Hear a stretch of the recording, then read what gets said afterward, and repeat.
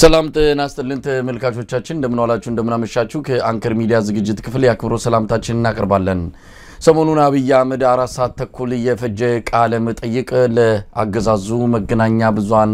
መስጠቱ የሚታወስ ነው በዚህ ቃለ መጠይቁ በርካታ ኢኮኖሚያዊ ጉዳዮችን ማንሳቱም እንደዚሁ ሲያወያይ የነበረ ጉዳይ ሆኖ ነው ሰሞኑን የሰነበተው በተለይም ኢትዮጵያ ሚራክል የሆነ የኢኮኖሚ ድል አስመዝግባለች ኢትዮጵያ ውስጥ የመጣው ለውጥ ተአምራዊ እንደሆነ በመግለጽ የተለያዩ መረጃዎችን በአብይ በኩል ቀርበዋል መረጃዎቹ የኢኮኖሚ ባለሙያዎችን ያነጋገር ነው በአጠቃላይ የኢትዮጵያ ኢኮኖሚ ያለበት ሁኔታ ኢኮኖሚ ባለሙያዎችን ጨምሮ አያሌ ኢትዮጵያውያንን ስለ ጉዳዩ አብዝተው እንዲያነሱ እንዲወያዩበትም ያደረገ ነው በወቅታዊ የኢኮኖሚ ጉዳይና በአጠቃላይ የኢትዮጵያ ፖለቲካ ጉዳይ ላይ በማንሳት ከፕሮፌሰር ተሾመ አበበ ጋር የምናደርገው ቆይታ ነው ለዛሬ ዘን ቀርበነው እንድትከታተሉን ግብዣችን ነው መልካም ጊዜ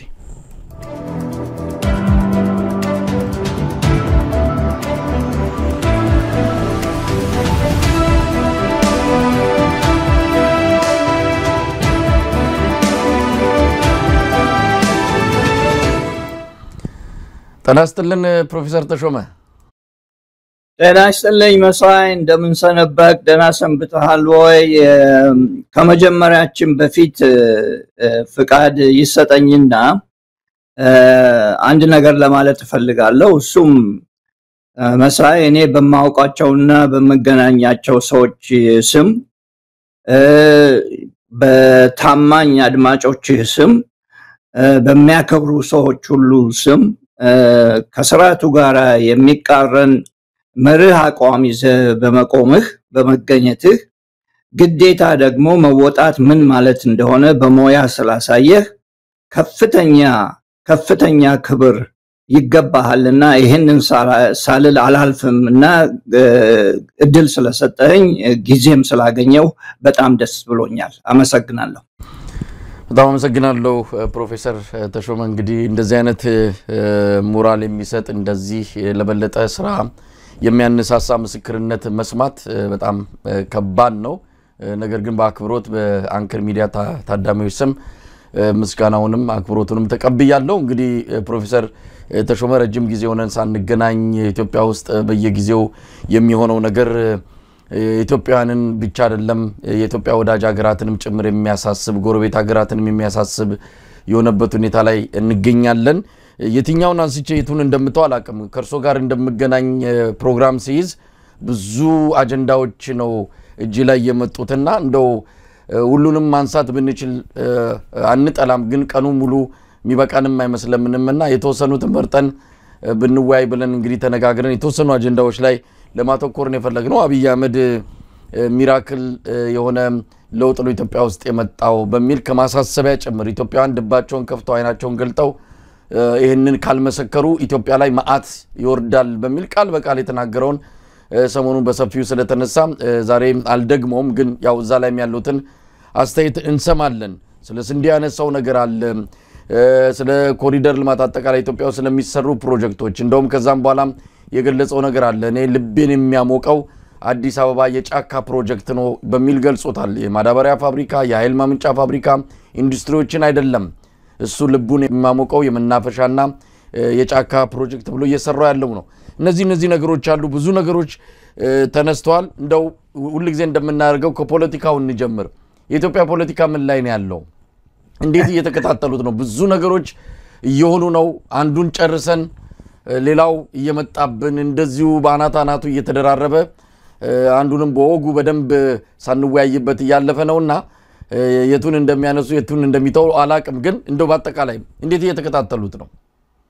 በአጠቃላይ በመጀመሪያ ነገር ስለ ኢትዮጵያ ኢኮኖሚ ስንነጋገር ውሃ እርጥብ ነው እንደማለት ያህል ነው የኢትዮጵያ ኢኮኖሚ ለመግለጽ ውሃ እርጥብ ነው እንደማለት ነው water is wet እንደማለት ያህል ነው አንድ ሁለተኛ በማንኛውም አገር የኢኮኖሚው የሚሰራው በመደብ ላይ ነው ያ መደብ የፖለቲካው መደብ ነው የሥርዓቱ የፖለቲካ መደብ ነው የኢትዮጵያ የፖለቲካው መደብ ምንድነው ብለን ብናይ የኢኮኖሚውን ሊገልጽልን ይችላልና በጥቂቱ ወይንም ባጭሩ የኢትዮጵያ የፖለቲካው ሁኔታና መደቡ ኢኮኖሚውን የሚያሰራው ማለት ነው። አንደኛ ስደትና ስቃይ የበዛበት አሁንም ያልቆመበት የእስረኞች ልብና ቁመና በየጊዜው የሚፈተሽበት ወይንም ደግሞ ስቃይ የበዛበት የሴቶች መደፈርና መሰቃየት የበዛበት ከዛም በላይ ጭካኔ የሞላበት የፖለቲካ ስርዓት መጠን የሌለው ስቃይ ያለበት የፖለቲካ ስርዓት ቡድኖችና ግለሰቦችን ለማጥቃት የታለመ የፖለቲካ ስርዓት ፍርሃት የባህል የሆነበት የፖለቲካ ስርዓት ታማኝነት የሚገኘው በአሸባሪነት ወይንም ደግሞ ሰዎችን ቴሮራይዝ በማድረግ የሚገኝበት ስርዓት ከውጭ ዓለም ጋራ እንዳንገናኝ ወይንም ኢትዮጵያውያን ከውጭ ዓለም ጋራ እንዳይገናኙ የሚደረግበት ስርዓት ስለላና መከታተል የበዛበት የፖለቲካ ስርዓት ነው። ይሄ ባለበት ቦታ ኢኮኖሚ የሚባለው ነገር ሊለማ ወይንም ደግሞ ወደፊት ሊራመድ የሚችልበት መንገድ በጣም ጠባብ ነውና ይሄንን ካልኩ በኋላ እነኚህ የኢኮኖሚውን ሁኔታ የሚገልጹ ስለሆኑ እኛ ብቻ ሳንሆን ደግሞ እነኚህን የታዘብነው IMFም እነኚህን መታዘቡን በጻፋቸው ጽሁፍ እኔ በተረጎምኩት መልክ እንነጋገርበታለን። የኢትዮጵያ የፖለቲካ ሁኔታ አሁን በገለጽኩት ነው። ይሄም የህዝባዊ አመጽን እያነሳ ይገኛልና ይሄ ባለበት ቦታ ሚራክል ተሰርቷል የሚባለው አነጋገር በጣም አስቸጋሪ ነው። በጣም ቃሉንም ለመጠቀም መደፈር ያለበት ቦታ አይመስለኝም እና በዚሁ ልዝጋ አስተያየቴን። እንግዲህ ፕሮፌሰር ተሾመም ቀደም ሲል እንዳልኩት ብዙ ነገሮች ነው እየሆኑ ያሉት። ዛሬ የኢኮኖሚና ፋይናንስ ሚኒስትሩ አህመድ ሺዴ ለፓርላማ ሪፖርት አቅርቧል። የ1.9 ትሪሊዮን በጀት ለ2018 ረቂቁን በተመለከተው ውይይት መደረጉን ነው የሰማነው። የኢትዮጵያ የግሽበት መጠንም ወደ 13 በመቶ መውረዱን ገልጸዋል አህመድ ሺዴ። ነገር ግን በዓለም አቀፍ ደረጃ እንደዚሁም የተለያዩ ኢኮኖሚ ባለሙያዎች ይህንን ቁጥር የሚቀበሉት አይደለም። እንደውም የበለጠ እየጠና የበረታ መጣበትና ምናልባትም ከ38 በመቶ በላይ የዋጋ ግሽበት እንዳለ የሚገልጹበት ሁኔታ ነው ያለው። የኢትዮጵያ ብሔራዊ ባንክ ገዢ አቶ ማሞ ምህረቱም እዚህ ወደ አሜሪካ በመጡ ጊዜ ለዓለም ባንክ በአንድ ስብሰባ ላይ የተናገሩት ነገር አለ። የወሰድነው የኢኮኖሚ ማሻሻያ የማክሮ ኢኮኖሚ ማሻሻያ የኢትዮጵያን ህይወት እየቀየረ ነው፣ ብዙ ለውጥ አምጥቷል፣ መንግስት አቅም እየፈጠረ ነው፣ ባንኮች እየተጠናከሩ ነው የሚል መሬት ላይ የሌለ እውነት ለመናገር ፍጹም ተቃራኒ ሆነ አገዛዙ በአሁኑ ሰዓት ፍጹም ተቃራኒ ሆኑ እዚህ ጫፍና ጫፍ የሆኑ መረጃዎችን ነው ያቀርብ ያለውና እንዲህ አይነት ነገሮች ለምን በስርዓቱ በተከታታይ ሁኔታ እየቀርቡ ያሉበት ሁኔታ ያብይም ሚራክል የሚለው መግለጫም ከዛ ጋር የሚያያዝ ነው። ተቃራኒው የሆነ አንድ የኢኮኖሚ ባለሙያ እንደገለጹልኝ ከሆነ ዲባክል የሚባል ነው ኢትዮጵያ ውስጥ ኢኮኖሚው ከተገለጸ በሚል ተናግረዋልና እነዚህ ነገሮች አሉ። እስቲ ከአብይ የተለያዩ ንግግሮች የስንዴውን ጉዳይ እናንሳ። ስንዴውን ደጋገመው አብይ አህመድ ስንዴ ከአፍሪካ አንደኛ ነን፣ ትክክለኛው የስንዴ አሃዝኛ ጋር ያለው የሚል እንደው እጅ ጠምዝዞ ማንቁር ታንቆ የማሳመን ያህል ነው የሚመስለው ቃለ መጠይቁ ላይም ኢትዮጵያ በአፍሪካ አንደኛዋ ስንዴ አምራች ናት እንላለን። ባይዘው ይሄን ጥያቄ ለማንሳት ይሞክሩ ሰዎች አሉ። ኢትዮጵያ በአፍሪካ አንደኛዋ ስንዴ አምራች ብቻ ሳትሆን ሁለተኛ አምራች ከሆነችው ግብጽ 3 እጥፍ ትበልጣለች። በድፍረት ነው ይሄን የምናገረው፣ በሙሉ እምነት ነው የምናገረው። እውነት ስለሆነ ስንጀምረው እናንሳለን። አሁን 3 እጥፍ ግብጽ ከምታመርተው እኛ እናመርታለን። ከፍተኛ የስንዴ ምርት አለ።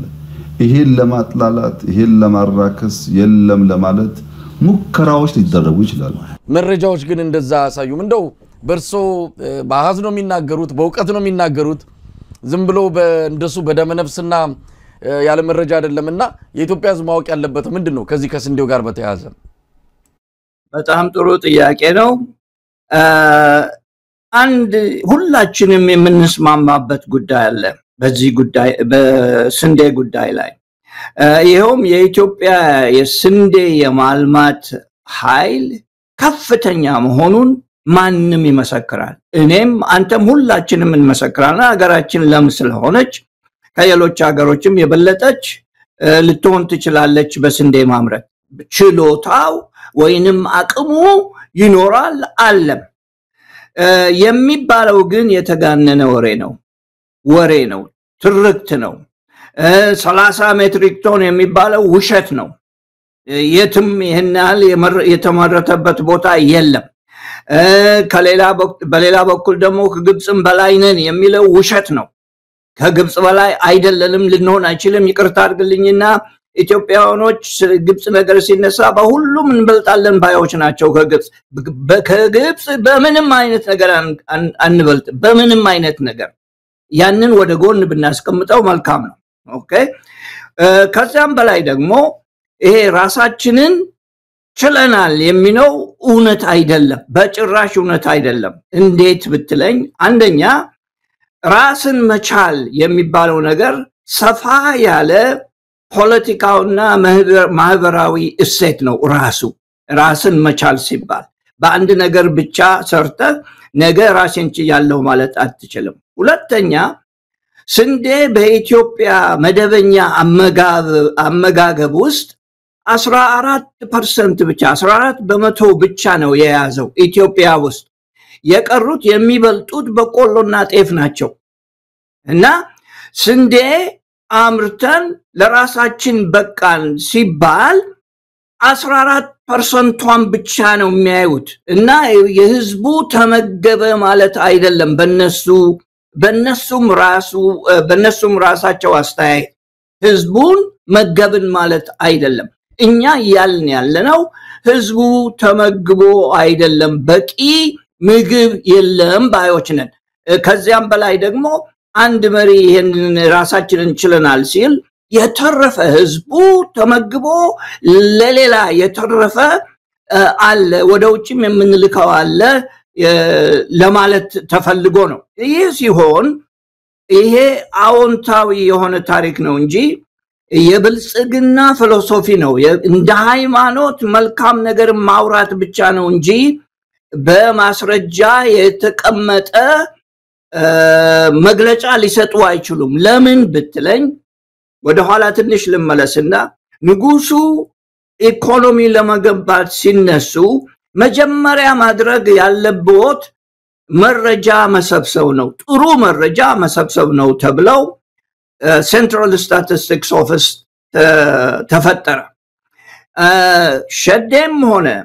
የባንኩ ገዥም ሆነ ጠቅላይ ሚኒስቴሩም ሆነ ቁጥር ሲወረውር ማስረጃ አያስቀምጥም ዝም ብለው ነው ቁጥር የሚወረውሩት ማስረጃው የት ነው የተሰበሰበው በየት በኩል ነው የተገለጸው ማን ነውስ የሰበሰበው መቼ ነው የተሰበሰበው የሚለውን ማስረጃ ሊሰጡን አይችሉም ያ እስካልሆነ ድረስ ይሄ ትርክት ነውና ለፖለቲካ የሚገለጽ አስተያየት የሚባል አስተያየት ነው አንድ ዋና ነገር ላንሳ በዚህ ጉዳይ ላይ ራሳችንን ችለናል የሚለው አባባል መዘዙ ከፍ ያለ ነው እንዴት ብትለኝ ጉዳት አለው እንዴት ብትለኝ አንደኛ ፖሊሲ ሲሰራ መረጃ ላይ በጥሩ መረጃ ላይ የተመሰረተ መሆን አለበት ፖሊሲ ሲቀመጥ አለበለዚያ ችግር ይፈጥራል ያ ሁለተኛ ያለ መረጃ የተሰጠ አነጋገር ወይንም ደግሞ ፖሊሲ የተቀመጠ ፖሊሲ ብዙዎችን ይጎዳል የሚጎዳው ማንን ነው ገበሬዎችን ይጎዳል በዚህ በስንዴ በኩል ነጋዴዎችን ይጎዳል ብዙ ስንዴ አለ ካልክ ማን ነው ስንዴ ሄደው የሚያመርተው አያመርትም ምክንያቱም ትርፍ ስለማይገኝበት በቂ ነው ካልክ ገበሬው ወደዛ ሄዶ አያመርትም ምክንያቱም ማበረታቻውን ወሰድከው ማለት ነው ኢንሴንቲቭን ወሰድክ ማለት ነው ገበያ ላይ ያሉትም ገዝተው እንዳያስቀምጡ ወይንም ደግሞ ወደፊት ወደዛ ሄደው ለመግዛት እንዲያስቡ አያደርጋቸውም ይሄ ትርፍ አለን በቂ ያለን የሚለውና መዘዙ በጣም ከባድ ስለሆነ በውሸት ላይ የተመሰረተ ማስረጃ የኢኮኖሚ ጉዳት ያመጣል እና እነኚህን የተገነዘቡ አይመስለኝም ገለልተኛ መረጃ በኢትዮጵያ ውስጥ የለም ለማግኘትም አትችልም የገንዘብ ሚኒስቴር ሆነ የእርሻ ሚኒስቴር ይሁን የጠቅላይ ሚኒስቴር ቢሮም ቢሆን አያቁትም በግምት ነው የሚናገሩት የሚሉትን ከየት ነው ያመጣችሁት የት ነው ያገኛችሁት ማን ነው ይሄን ቁጥር የሰበሰበው ማን ነው የሰጣችሁ መቼ ነው ይሄ ሆነው ብትላቸው አያቁትም በግምት ነው የሚናገሩት ስለዚህ ከነሱ የሚመጣው መረጃ በሙሉ እንደ ውሸት ነው የሚቆጠረው እንደማይረባ መረጃ ነው እኔ ማየው አንድ ቁጥር ልስጥህ በ2022 ስንዴ ተመረተ የተባለው ስንዴ በኢንዲፔንደንት ወይንም ደግሞ ነፃ በሆኑ ገማቾች ነው በግምት ነው ይሄንንም የምንለው 5.8 ነው በ20 ሜትሪክ ቶንስ መንግስት ያለው የዛን ጊዜ ከ8.2 ሜትሪክ ቶንስ እስከ 15.1 ሜትሪክ ቶንስ አምርተናል ነው የተባለው የዛን ጊዜ በ2022 ወደ 2023 ልሂድና የተመረተው 7.5 ነበር መንግስት የሚለው 15.1 እስከ 23 ሚሊዮን ሜትሪክ ቶንስ ነው ያመረት ነው ይላል ይዛላ ላቁምና ወደ 24 እና ወደ 25 ከመሄዴ በፊት ስንቱ ነው አገር ውስጥ የተጠቀሙበት ከዚህ ከተመረተው እንግዲህ 22 የተመረተው 5.8 ነበር የተጠቀምንበት 10 ሚሊዮን ቶን ነው ሜትሪክ ቶን ኦኬ 5.8 አምርተ 10 ስትጠቀም ከየት ነው የመጣው ይሄ ትርፉ ከውጪ የመጣ ነው ኢምፖርትድ የሆነ ነው ወደ 2024 ልሂድና አሁን ያለፈው አመት እንትኑ የተመረተው 6.2 ሲሆን የተጠቀሙበት ኢትዮጵያ ውስጥ የተጠቀምንበት 11 ሜትሪክ ቶን እስከ 12 ሚሊዮን ሜትሪክ ቶን ነው ልዩነቱ በጣም ከፍ ያለ ነው የተጠቀምንበትና አምርተናል የሚለው ይሄ ልዩነት ከየት ነው የመጣ ከውጭ ሀገር የመጣ ነው ኦኬ ኢምፖርትድ የሆነውን ልንገር ለዚህ ለሁለት አመት ብቻ ለመናገር አይደል በ2022 1.4 ሚሊዮን ሜትሪክ ቶን ኢምፖርት አድርገናል ብዙ 69% ከአሜሪካ ነው የመጣ ያ በ2024 400,000 ሜትሪክ ቶን ኢምፖርት አድርገናል ኦኬ በ2025 አሁን እናመርታለን ብለን ያለው 6.2 ሜትሪክ ቶን ነው መንግስት 23 እናመርታለን 23 ሚሊዮን ሜትሪክ ቶን ይላል ግን ኤስቲሜትድ ወይንም ደግሞ የተገመተው ከውጪ የሚመጣው እስከ 800,000 ሜትሪክ ቶን ድረስ ሊሆን ይችላል ብዙ ደግሞ ይሄ የሚመጣው ከራሺያ ነው የሚመጣው በ2025 አሁን ያለንበት አመት ማለት ነው ለምንድን ነው ከራሺያ የሚመጣው ራሺያ በገንዘባችሁ በብር መጠቀም ትችላላችሁ ስላለች የምንገዛውን ወደዛ አዙረነዋል ይሄን ለማለት ምንድነው ኤክስፖርት የምናደርገው ኤክስፖርትድ ሆኗል የሚሉት በ2022 1 ሜትሪክ ቶን ተገምቷል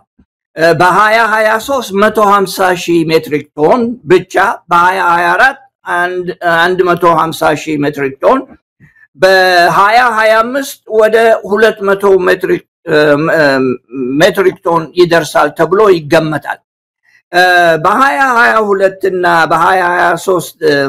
ኤክስፖርት ያደረግነው እንዲሁ ለመከታተል ያህል ምክንያቱም አንድ ሀገር ኤክስፖርት አደረግን ካለ ሄደን እዛ ኢምፖርት ያደረገው ሀገር ላይ እናየዋለን ይሄንን ቁጥር አየህ እንደዛ ነው የምናወዳድረው የት ነው የገባው 2023 ላይ ኤክስፖርት የተደረገው 150 ሺህ ውስጥ ሴኔጋል ነው የገባው 78% ሴኔጋል ነው የተላከ ኦኬ 3.4% ኬንያ ነው የሄደው እና እነኚህ ሰዎች ምናልባት አንድ ሀገር ኤክስፖርት አረኩ ካለ ሌላው ሀገር ኢምፖርት ያደረገውን ሄደው ማየት አይችሉም ብለው ያስበው ይሆናል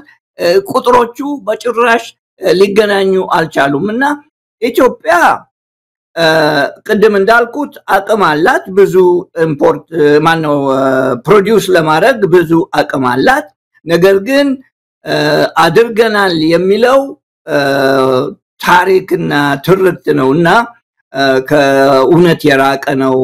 እነኚህ ቁጥሮች ያስታውቃሉ ወደፊት አንተም ልትጠቀምባቸው ትችላለህ ሁላችንም ልንጠቀምባቸው እንችላለን ይሄ ጥላቻ ነገር አይደለም ይሄንን የምንልበት ምክንያት መረጃው ትክክል መሆን አለበት ወደፊት ብዙ ስንዴ ለማምረት አሁን ያለውን ህዝቡ ገበሬው ነጋዴው ሸማቹ ማወቅ አለበት በትክክል ማወቅ አለበት አለበለዚያ የፖሊሲው አቀማመጥ ራሱ አሜሪካኖች እንደሚሉት ጋርቤጅን ጋርቤጅ አውት ይሆናል ለማለት ነው ነው ፕሮፌሰር ተሾመ እንግዲህ የስንዴው ነገር አብይ አህመድ ያው ምንድነው አንድ ለናቱ ሆነ ስኬት ብሎ በአለም አቀፍ ደረጃ የሚገልጸው አንዳንዶች የተለያዩ ሚዲያዎች ወይም በገንዘብ ገዝቷቸው ሊሆን ይችላል ያብይን ቁጥር ይዘው ኢትዮጵያ የአፍሪካ የስንዴ ምንድነች ማዕከል ሆናለች የሚልም እንዲህ አይነት መግለጫ እየሰጡ ሲያስተጋቡት ሰምተናልና እኔ ሌላ ነገር አይደለም እንግዲህ የኢኮኖሚው ቀት የማይጠይቅ ከምንም በላይ ኢትዮጵያ ውስጥ በአሁን ሰዓት የምግብ እርዳታ የሚያስፈልጋቸው 30 ሚሊዮን አስቸኳይ ምግብ እርዳታ የሚፈልጉ ከ15 እስከ 20 ሚሊዮን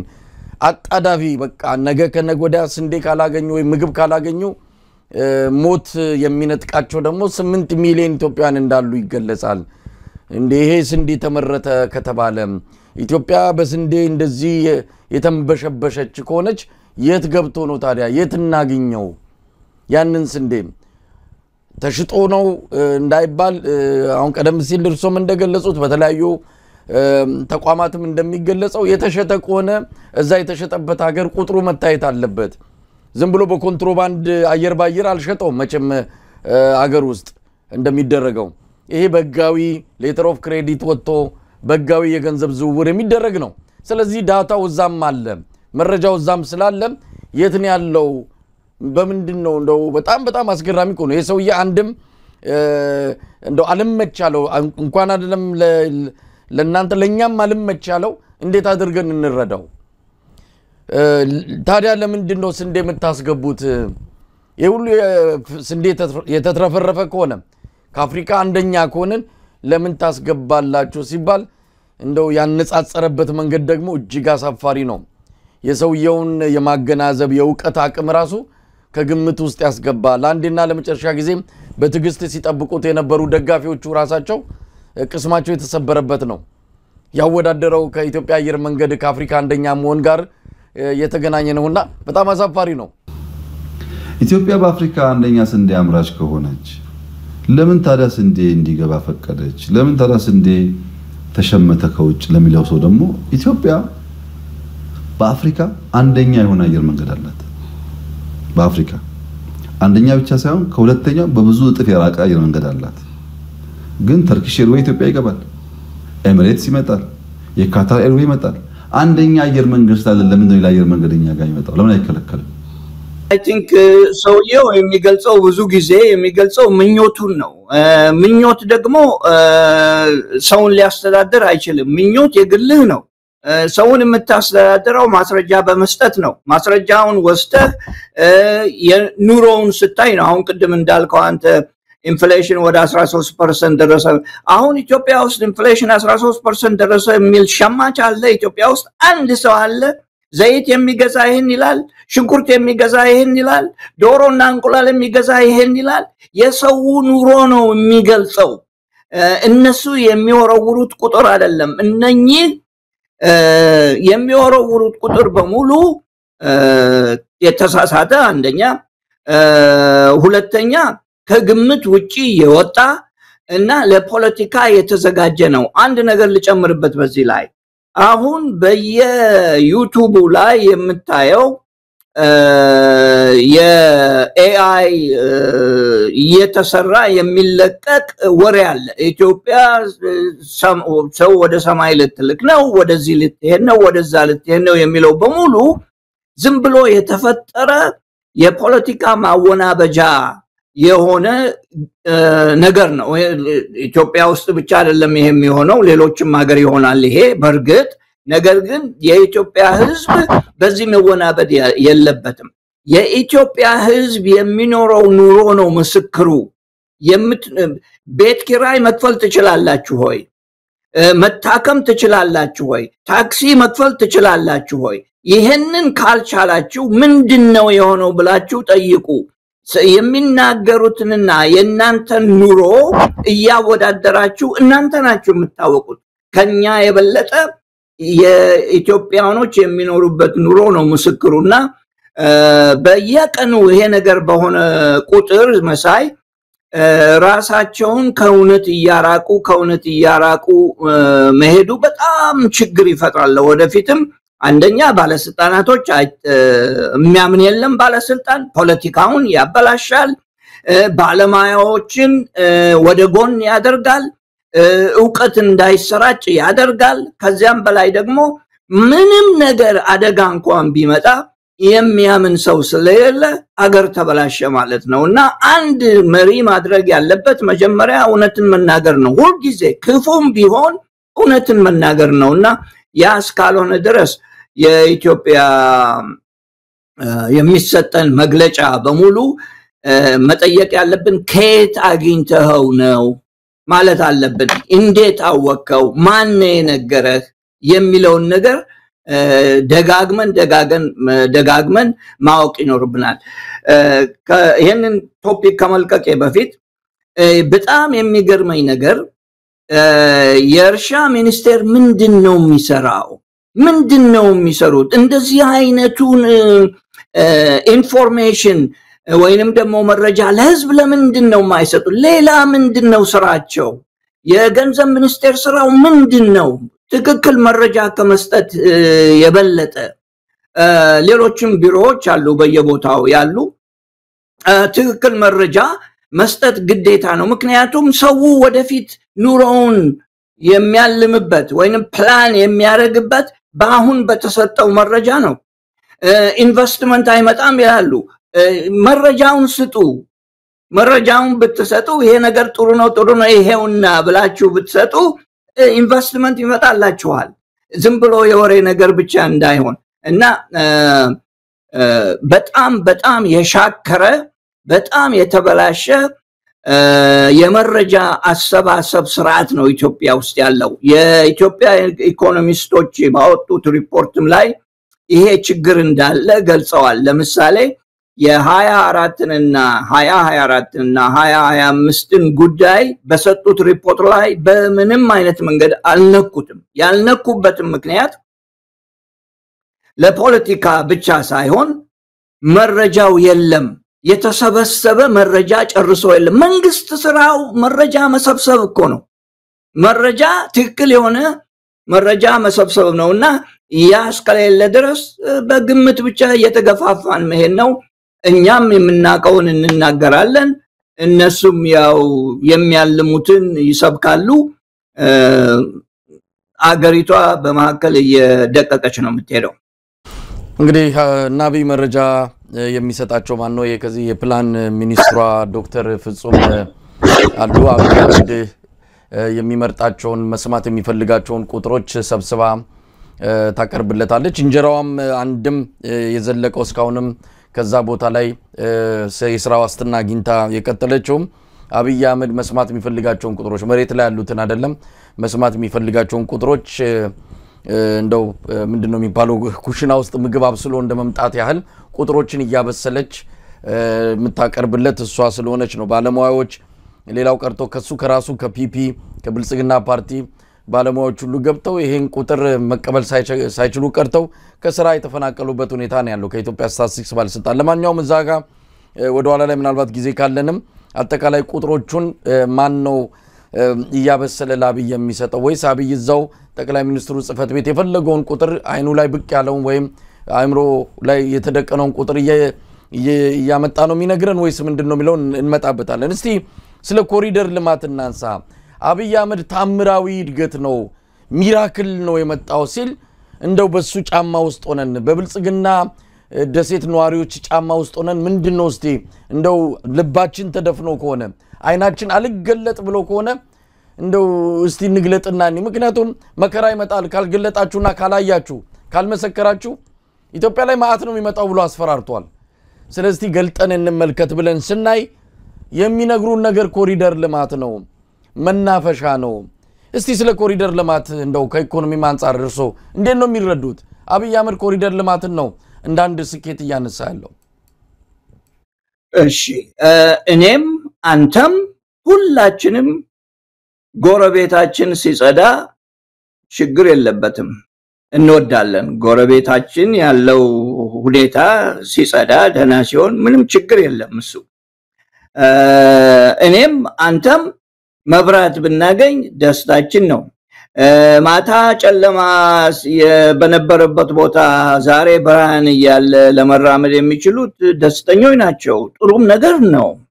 ነገር ነው ምንም ችግር የለም መንገዱ ፓትሆል የሌለው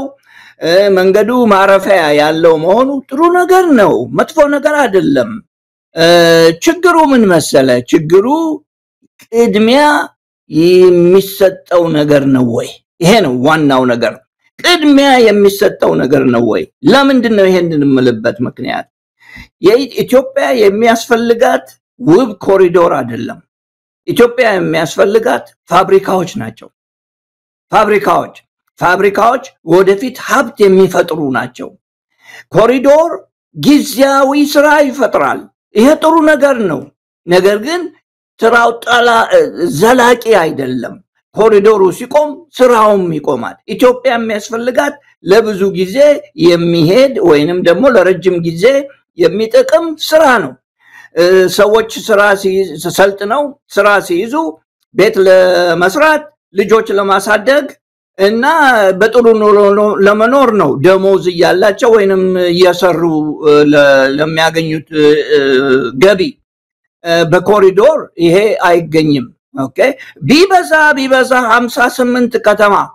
ኮሪዶር ቢለማ ነው ከዛ ወዲያ ምን ሊያደርጉ ነው ያ ሲያልቅ ምንድነው የምትሆነው ምን አይነት ቅርስ ነው የተውከው የሚለውን ያሰውበት አይመስለኝም ኮሪዶር ልማት የወደፊት እድገትን አያመጣም የወደፊት ማማርን ያመጣ ይሆናል እድገትን ግን አያመጣም ኢንቨስትመንት የት ነው መሄድ ያለበት ያለን ኢንቨስትመንት ያለችን እቺ ዶላር ኢንቨስትመንት የት ነው መሄድ ያለባት መሳይ ሁሉንም ሰው ለማስተዋወስ የምፈልገው ኢትዮጵያ እኮ ብዙ ዶላር የተበደረች ነው የተበደረችው ገንዘብ ኮሪዶር ልማት ላይ ነው መዋል ያለበት ይሄን ነው መጠየቅ ያለብን እዳው ለኮሪዶር ማልማት ነው የሚሆነው ለሚያልቅ ነገር ለሚቆም ነገር ለዛ ነው ወይ መሆን ያለበት የሚለውን ጥያቄ መመለስ ያቃታቸው ይመስለኛል ውብ ከተማ ነው የሚያስፈልገን ወይስ የሚንቀሳቀስ ኢኮኖሚ ነው የሚያስፈልገን ያ ነው ጥያቄው የቅደም ተከተል ጉዳይ ነው ኮሪዶር ማልማት በጣም ቀላል ነው በጣም ቀላል ስለሆነ እሱም ዘሎ ገብቶበታል ማለትም መንግስት ዘሎ ገብቶበታል ኢኮኖሚን ማንቀሳቀስና ወደፊት ሀብት የሚፈጥር ነገር ለመፍጠር ከባድ ነው ያችን ለመስራት አልፈልጉም ኮሪዶር ሀብት የሚበላ ጉዳይ ነው ኢንቨስትመንት ትልልቅ ፋብሪካዎችን እና ማሽነሪ የሚያስፈልግበት ቦታ እነሱን ማዳበር ሀብት የሚገነባ የኢኮኖሚ ስልት ነው እና አንዱ ሀብት ይበላል ኮሪዶር ሌላው ደግሞ ሀብት ይፈጥራል ሀብት ያደራጃል ወደፊትም እያለማ የሚሄድ ነገር ነው ወደ ፋብሪካ ከሄደ እና ኢንዱስትሪ ያስፈልጋል ኢንዱስትሪ እንዲኖር ያስፈልጋል ለምን ስራ ፈጣሪነት አስፈላጊ ነው ስራ መፍጠር አለብን እነኚህ እየተማሩ ያሉ ወጣቶች ምንድነው የሚሰሩት ነገ እድሜያቸውን እንደዚሁ ያውደለደሉ ሊያልፉ ነው በየከተማው የተሰራ እኮ ያለው ጉዳይ ቤት ኪራይን ሳትከፍል ለሜካፕ ሄደ ገንዘብ ማጥፋት እንደማለት ነው የኮሪዶር ስራ ቤት ኪራይን ግን መክፈል አትችልም ለሜካፕ ግን ለፊት ለምናምን መቀባባት ይዘት ይላል ማለት ነው ይሄ ነው ኮሪዶር ማለት የኮሪዶር ልማት ኢንዱስትሪ ፖርኮችን የመፍጠር ያዋሳ ያለው ለምሳሌ እኔ ሄጄ ያየሁት ነው እንደዛ አይነቶቹን ማበረካከቱ እሱን እንደሱ አይነቱ ነገር አነስተኛና መካከለኛ ኢንተርፕራይዞችን መፍጠር ይሄ ለኮሪዶር የወጣው ለነኛ ቢወጣ ምን ያህል ወደፊት ይጠቅም ነበር ማሸግ የሚችሉ ድርጅቶችን መፍጠር ከተማ ውስጥም ሆነ ከከተማ ውጪ እነኚህን ነገሮች ያላሰቡበት ይመስለኛል በማኒፋክቸሪንግ የሚሰሩ ነገሮችን መስራት አንድ ምሳሌ ልስጥ ሁሉም ሰው እንዲረዳው አሜሪካን ሀገር ዊስካንሲን የሚባል ስቴት አለ ጠቅላይ ግዛት አለ ዊስካንሲን እኔ ካለሁበት በላይ ነው ዊስካንሲን ትልልቅ ፋክተሪዎች የሉትም በጭራሽ በምንም አይነት የለውም ዊስካንሲን ያለው ምንድነው ትንንሽ ማሺኒስት ይባላል እቺን ስክሩ ድራይቨር እና ስክሩ ምስማር ምናምን የሚሰሩ ብረት ቆርጠው ፋብሪኬት የሚያረጉ ኩባንያዎች ናቸው በየቦታው ዊስካንሲን የሌለ ትንንሽ ኩባንያ ማአት ነው የፕላስቲክ የሚሰሩ ዊስካንሲን የታወቀው በዛ ነው በትልልቅ ኢንዱስትሪ አይደለም ዊስካንሲን እና ብዙ ሚሊዮን ሰው ያስተዳደራል በዛ ኢትዮጵያ እንደዛ አይነት ነገር ነው የሚያስፈልጋት ኤር ኮንዲሽነር ቢበላሽብህ የተበላሸ መሳሪያ ካለዛ ውስጥ ማኒፋክቸር ማድረግ የሚችል ኩባንያ መፍጠር መቻል አለበት ያለ ብዙ ጊዜ ይዞት የሚሄድ ነው ህዝቡን ለብዙ ጊዜ ኢንካም ወይንም ደግሞ ገቢ የሚፈጥር ነው ከልጅ ወደ ልጅ የሚተላለፍ ነው ኮሪዶር ልማት ከልጅ ወደ ልጅ የሚተላለፍ አይደለም አይነት ስራ አይደለም ገቢውም እንደዛ አይደለም የእንቅስቃሴው ባህር ራሱ የተለየ ነው የኮሪዶር ልማት ቀላል ነገር ነው በእኔ በተወለድኩበት ቦታ ብዙ ሴቶች እንደማየው ጸጉራቸውን ይሰሩና ቅቤ ይቀባሉ ለጊዜው ቅቤውን ያስቀምጣሉና ጭንቅላታቸው ላይ ፊታቸው ወዝ ይበዛበታል እየቀለጠ ማለት ነው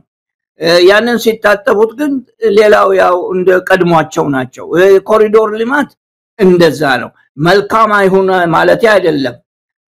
መቀመጫ አይኑር ማለት አይደለም ዛፍ አይተከል ማለት አይደለም ይሄ ነው ወይ ፕራዮሪቲው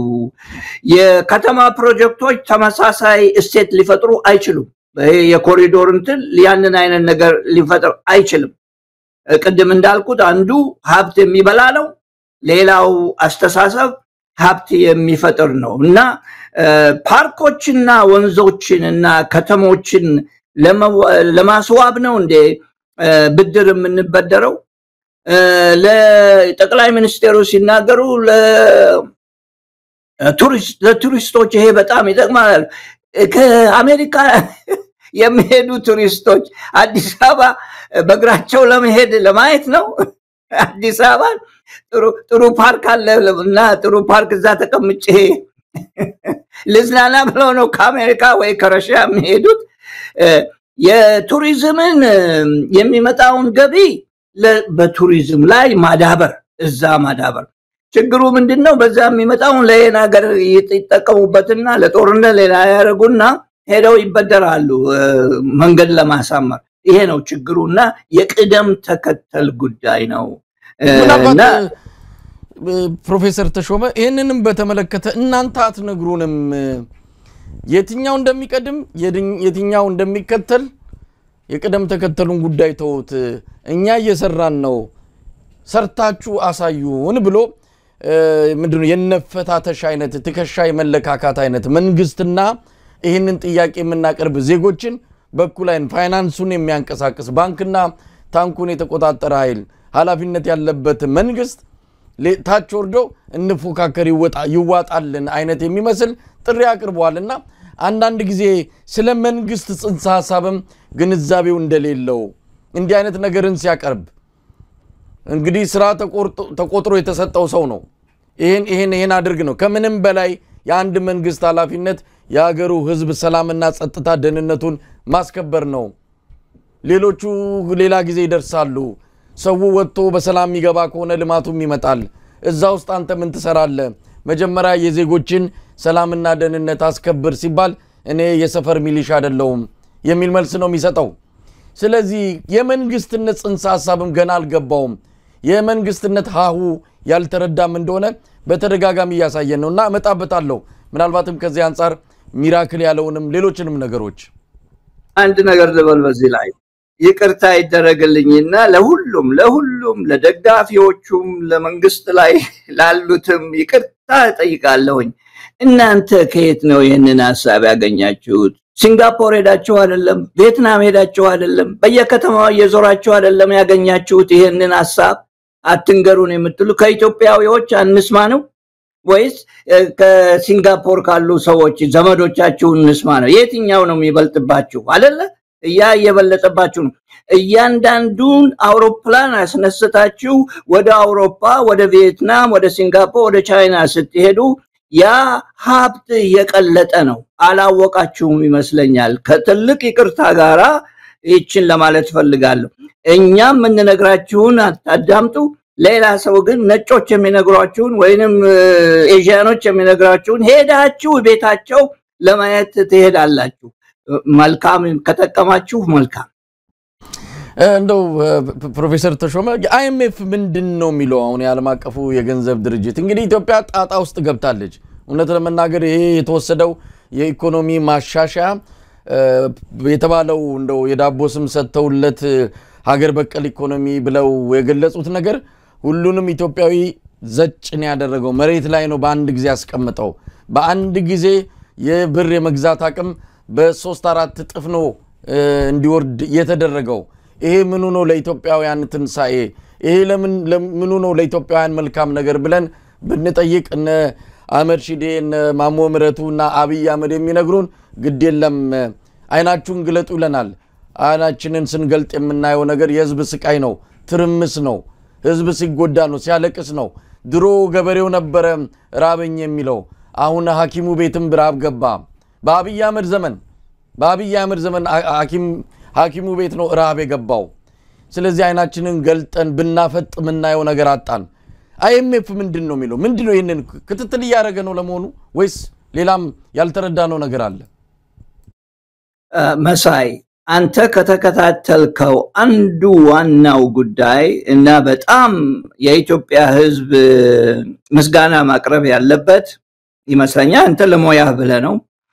በዚህ ጉዳይ ላይ ነው አንድም ቀን ሳትደክም ተከታትለው የተከታተልከው በሙሉ እውነት የሆነ ፍርጥ ያለ እየደረሰ ነው እና አንዷም አላመለጠችህም የተሰራችው የተነገረው የተደረገው አንዱም ያመለጠ ነገር የለምና በዚህ ላይ ትልቅ ምስጋና ይገባሃል አይኤምኤፍ እንደ ባክግራውንድ ለመስጠት 3.4 ቢሊዮን ብር ዶላር ለኢትዮጵያ መድቦ ነበር እንደምናቀው ሁላችንም እናቃለን ከዛ አሁን 260 ሚሊዮን በዚህ ክረምት ላይ ይለቀቃል ሰኔ ላይ ወና ሐምሌ ላይ ይለቀቅላቸዋል ታስታውሱ እንደሆነ አንተም እንደምታስታውሰው በየጊዜው ነው ይሄንን የሚለቁት አንደኛ ከዛ በፊት የነበረው የተቀመጠ ኮንዲሽን ፉልፊልድ ሆኗል ወይንም ደግሞ ተደርሶበታል ወይ አለበለዚያም ደግሞ ሁሉንም ገንዘብ በአንድ ጊዜ አንሰጣችሁም ብለው በየጊዜው ነው የሚሰጡትና አሁን 260 ሚሊዮን ዶላር እንሰጣለን ብለዋል IMF እውነቱን ለመናገርና ሁሉንም ነገር ጠረጴዛ ላይ ለማስቀመጥ IMF ያመሰገነው ነገር አለ አሁን በሰጠው ባጭር ሪፖርት ላይ አንደኛ የዋጋ ግሽበት መቀነሱን አስተውለናል ብለዋል መቀነሱን ሲሉ የእድገቱን ቅነሳ ነው የእድገቱን ቅነሳ በ10 ያድግ የነበረው በ5 ብቻ ነው የሚያድገው እንደማለት ያህል ነው የእድገቱን ቅነሳ ማለታቸው ሁለተኛ እየጨመረ ነው ግን እየጨመረ ነው ፍጥነቱ እየጨመረ እንጂ እድገቱ ግን አልቆመም ግልቢያው ነው ትንሽ ዘጋ ያለው ፈረስ ይጋልብ በፈጣን ይጋልባል ወይንም ደግሞ በቀስ ብሎ ይጋልባል ግን ቀስ ብሎ ነው እንደማለት ያህል ነው ሁለተኛ ኤክስፖርት አድጓል ማደጉን እንትና አስተውለናል አሉ ኤክስፖርት ያደገበት ምክንያት እኛ ስንመረምረው ወርቅ ኤክስፖርት መደረጉ ነው ብዙ ወርቅ ኤክስፖርት እየተደረገ ነው አሁን ኢትዮጵያ ውስጥ እና አንዱ ምክንያት ነው ሌላው ቫልዩ አድድ ወይንም ደግሞ ሴት የጨመረ የኢትዮጵያ ፋክተሪ የኢትዮጵያ ኢንደስትሪ እና ለምልሞ ኤክስፖርት ያደረገው አይደለም ሶስተኛ ኢንተርናሽናል ሪዘርቫችሁ ከፍ ብሏል ወደ 3 ቢሊዮን ይመስለኛል 3 ቢሊዮን ዶላር ድረስ ደርሷል እሱም የሆነበት ምክንያት ወርቅ እየሰበሰቡ ስለሚያስቀምጡ ነው ታስታውስ እንደሆነ አንድ ጊዜ ታሪክ ሲነገር ቤተ መንግስት ገብተው የነበረ ወርቅ ሁሉ ሰብስበው ወደ ናሽናል ባንክ አስገብተውታል የሚል ወሬ ነበር የዛን ጊዜ እኔስ እንዲሁ ሳወራ በዚሁ ፕሮግራማችን ላይ ምናልባትም ያችን እንደዛ ለመቁጠር እንደ ሪዘርቭ ለመቁጠር ነው ብዬ ነበር እና እነኚህ ሁሉ እዛ ገብተዋልና ሪዘርቭ ትንሽ ከፍ ብሏል የ3 ቢሊዮን ሪዘርቭ ለኢትዮጵያ ለ6 ወርም አይበቃትም በ6 ወር ለ7 ወር ቢበቃ ነው ኦኬ ግን ዜሮ የነበረው አሁን 3 ቢሊዮን ሆኗል ይሄ ጥሩ ነገር ነው እነኚህ ጥሩ ነገሮች ናቸው IMF ደግሞ ይሄንን ሪፖርት ሲሰጥ ያስጠነቀቀው ነገር አለ መሳይ ያስጠነቀቀው ስልቃላቱን በቀላል አይደለም መጠቀምበት እነኚህ ሰዎች ሲጽፉ እኔ እንደሚገባኝ እኔ እንደምረዳው ሲጽፉ በትንሽ ነገር ወርወር ያረጉና ኋላ መተው አስጠንቅቀንህ ነበር ነው የሚሉት እና ምንድነው ያስጠነቀቁት አንደኛ የማክሮ ኢኮኖሚ ወዛባትን ማስተካከል አሁንም አልተቻለም ብለዋል በጽሁፍ አስቀምጠዋል አሁንም አልተቻለም ሁለተኛ የውስጥ ዳን ዘላቂነት ወደ ነበረበት መመለስ አልተቻለም ይሄንን መቻል አለባችሁ ይሄ አልተቻለም አልተደረገም ከእንግዲህ ወዲያ ብዙ አትበደሩ እንደማለት ነው ኦኬ ሶስተኛ ከፍተኛ ምርት ላለው የግል ዘርፉ እድገት መሰረት አላስቀመጣችሁም ኢኮኖሚው ለግል ዘርፉ መሰረት አላስቀመጠም ብሏል የእድገቱ ያለው እድገት ቢኖር እድገት በመንግስት ላይ የተመራ መንግስት በሚያጠፋው መንግስት በሚያደርገው ነገር ላይ የተመራ እንጂ በግል ንብረቶች በግል ድርጅቶች ላይ ያለ የተመሰረተ አይደለም ነው ይሄ በጣም አስጊ ነው ምን ማለት ነው በሌላ ትርጉም ለጦርነት የምታጠፉት ነገር ነው የበለጠ ያደገ ሄደው ማለታቸው ነው እዚህ እነሱ ዲፕሎማቶች ናቸው በዲፕሎማቲክ ቋንቋ ነው የሚጽፉት ሲጽፉ እና በእነኚህ ነገሮች ላይ አጠንቀቁ ሁለት ሌላ ተጨማሪ በጣም አስጊ ነገሮች ብለዋል አሁንም አንደኛ ከሁለቱ አንዱ በኢትዮጵያ ኢኮኖሚ ውስጥ ያለው መዋቅራዊ ስንጥቅ አሁንም አልተፈታም አልታረመም ብለዋል ኦኬ መዋቅራዊ ችግር አለበት የኢትዮጵያ ኢኮኖሚ እኛ ስርዓታዊ ችግር የምንለው ነው ስርዓታዊ ችግር የምንለው ነውና ያስ ካልተፈታ ድረስ ይሄ ኢኮኖሚ አሁንም ያዘቀዘቀ ነው የሚሄደው ከኔ ስሙት እኔ ጠንቋይ አይደለሁም ነገር ግን የኢትዮጵያ ብር ዋጋው የበለጠ እየቀነሰ ነው የሚሄደው የበለጠ እየቀነሰ ነው የሚሄደው አይቆምም ይሄን ለመናገር ፈልጋለሁ ለአድማጮቼ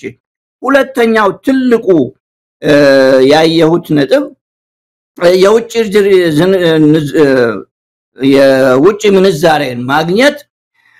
አሁንም ለንግድ ድርጅቶችና ለባለ ሀብቶች እና ለአስፈላጊ ምርት ከውጭ ለሚያመጡ አሁንም አልተገኘም ከባድ ነው የት ነው የሚሄደው ይሄ ምን እየተደረገበት ነው ገባ የተባለው ዶላር የት ምን ለምን እየዋለ ነው ጊዜ ልውሰድና አንድ ሁለት ደቂቃ ይሄ በጣም ትልቅ ነጥብ ስለሆነ ኢትዮጵያ ጥሩ ነገር ነው የካፒታል ማርኬት ያዳበር ነው እየሰራን ነው ብለው ብዙ ጊዜ ተናግረዋል ጀምረዋል የካፒታል ማርኬት ጥሩ ነገር ነው ፋይናንስ ለማድረግ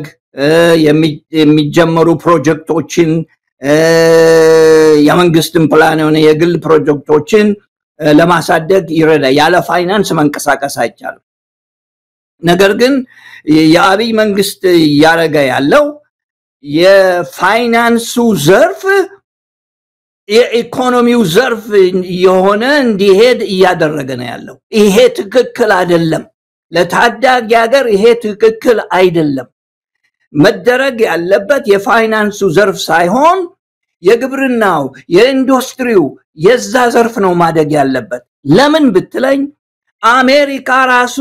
አንዴ ውድቀት ከተጀመረ በፋይናንስ ላይ ማቆም አልቻለም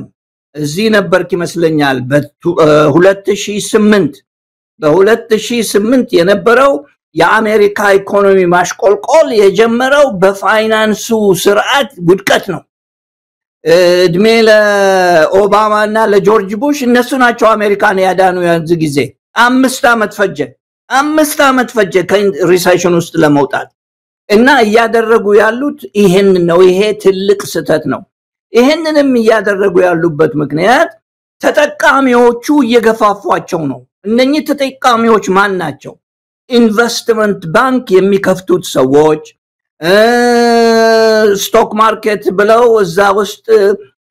ለማንኛውም ነገር ጥቅም የሚያገኙ ሰዎች ባይ ዘ ዌይ ኢንቨስትመንት ባንክ ማለት ደላላ ማለት ነው የግል ደላላ ሳይሆን ካንድ ሰው ወደ ሌላ የኩባንያዎች ደላላ ማለት ነው የሄዱ ኩባንያዎችን አንተ እዚህችን ግዛ ያንን ሽጥ ብለው የሚመክሩ ናቸው እነኚህ ሰዎች ደግሞ በየቦርድ ላይ ያስቀምጧቸዋል እና በየቦርድ ላይ ስለሚያስቀምጧቸው እየወጡ በየጊዜው ይሄ ሆነ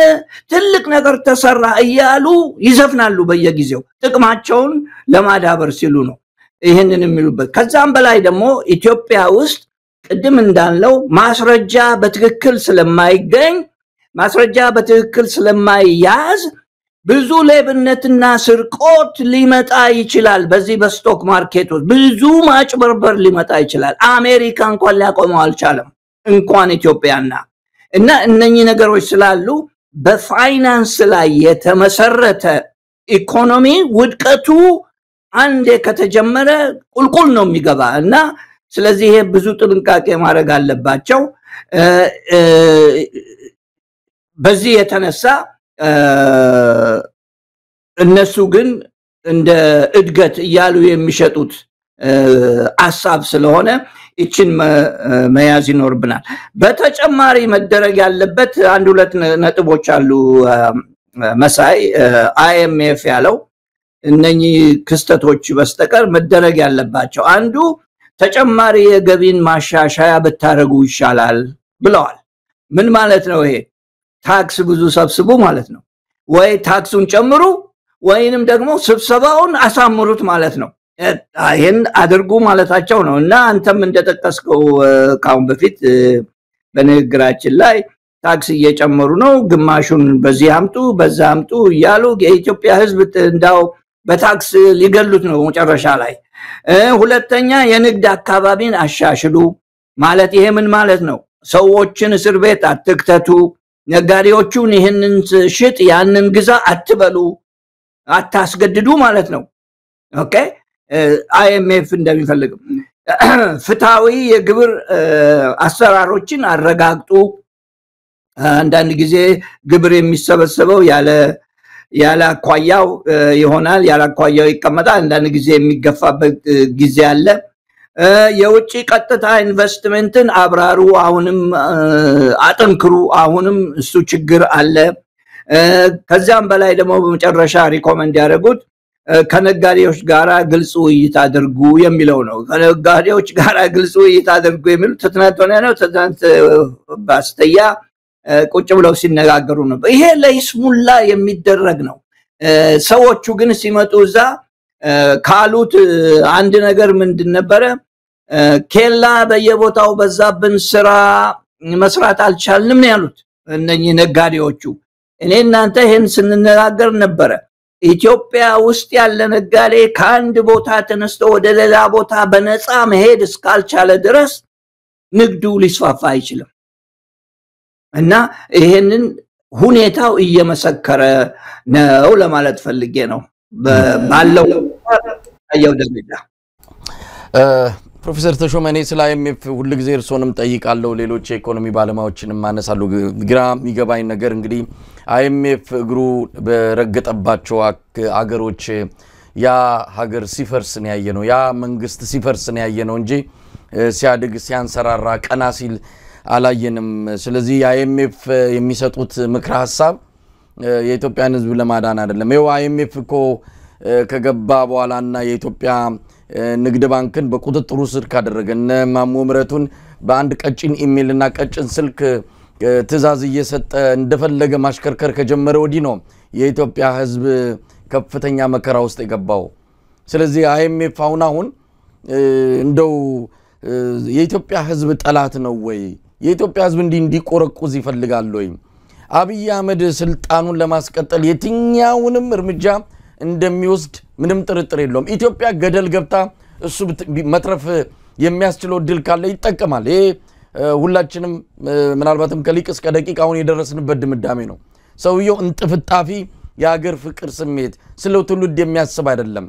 የሱን እድሜ ስልጣን ለአንድ ቀን የሚያስቀጥል የሆነ አማራጭ ከተገኘ ከመጠቀም ወደ ኋላ የሚል አይደለም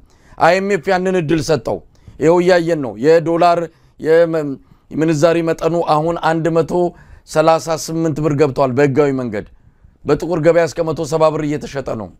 በቅርቡ እንደምንሰማው ከሆነ በህጋዊ መንገድም 200 ብር ይገባል እየተባለ ነው አብይ ምንም ይሄንን ከማድረግ ወደ ኋላ የሚል አይደለምና ስለ IMF ስናስብ እንዴት እናስብ ይሄንን ተቋም እንዴት እንረዳው ጸረ ኢትዮጵያ ነው የጸረ ኢትዮጵያ ህዝብ ነው እንበለው ጸረ ህዝብ ነው እንበለው ምንድነው የፈለገው ስላልገባን ነው ምናልባት እንደኔ ላሉ ብዙ እንደ አይነት መሰል ጥያቄዎች ለሚያነሱ በፊትም ተናግረውት ከሆነ ዛሬ እንዲደግሙት እድሉ ልስጦት